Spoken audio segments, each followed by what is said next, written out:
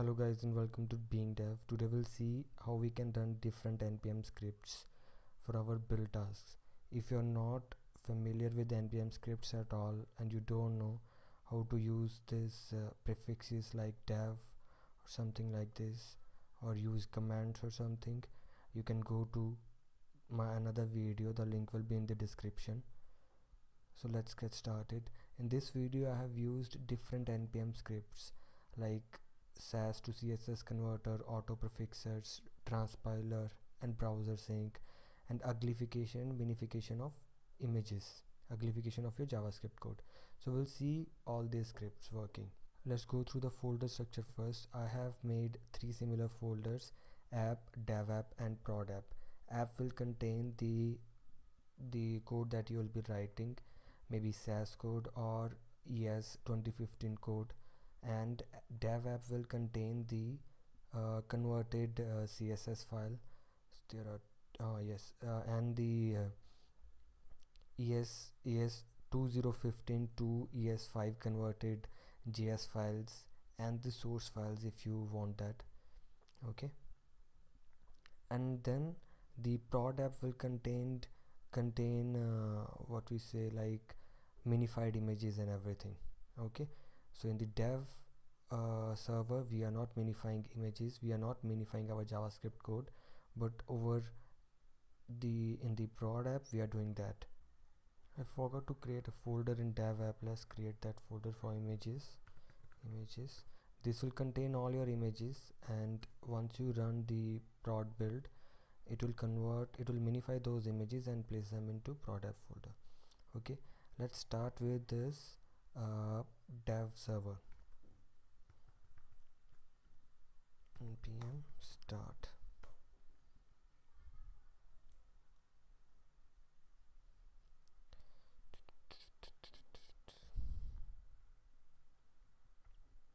As you can see, it has automatically launched the server for us. So over here you can see, as we are using source map, you can see the original ES 2015 file. What you need to do is you need to go into you can map your files by dragging and dropping your folder structure over in the source in DevTools. Like, I'll show you.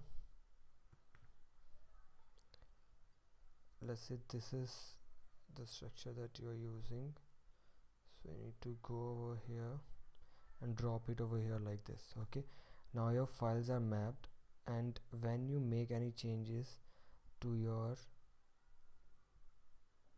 this file, let's say I'm removing the commented out alert, as soon as I press save, it will convert this file into normal. I'll show you. It will convert, so I saved the file over here. Okay, it converted it into ES5 JavaScript file. Okay, and that ran our code in the browser. Now let's say you're working from your IDE itself, so whenever you make any change over here, let's say green, so it will reflect over there. Okay, so what all tasks we are performing here are here. So we are doing using Node-sass for converting Sass to CSS, then auto prefixing it. What it does is, this is our Sass file. Okay, and if you look at the CSS file over here, so it contains that auto prefixed properties. Okay, so we are converting Sass into CSS, auto prefixing that. Okay, and then using Babel to convert our ES 2015 code. Okay, so here are all the packages that you need to download for Sass to CSS conversion, Node-sass, and then prefixing the properties in CSS file. You need to download Postcss and auto prefixer. Okay, and use it like so.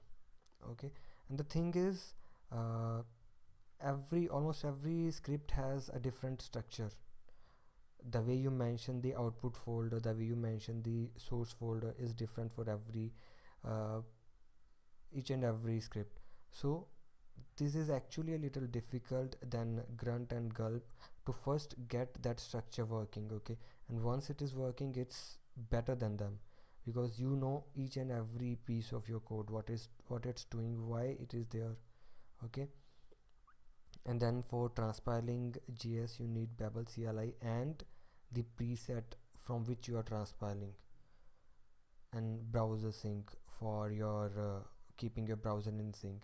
Browsersync actually works in multiple browsers, so you can open it in Firefox as well as in your mobile phone as well. I'll show you how.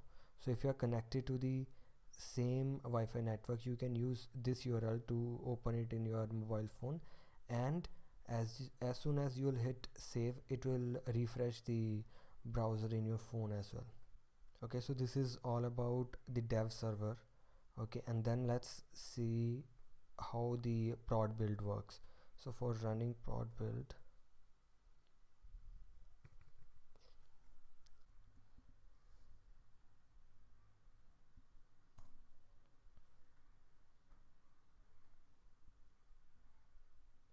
why is that failing? Map, I think I forgot to exclude the source map files. Yes, so we need to add .js over here, and hopefully it should work now.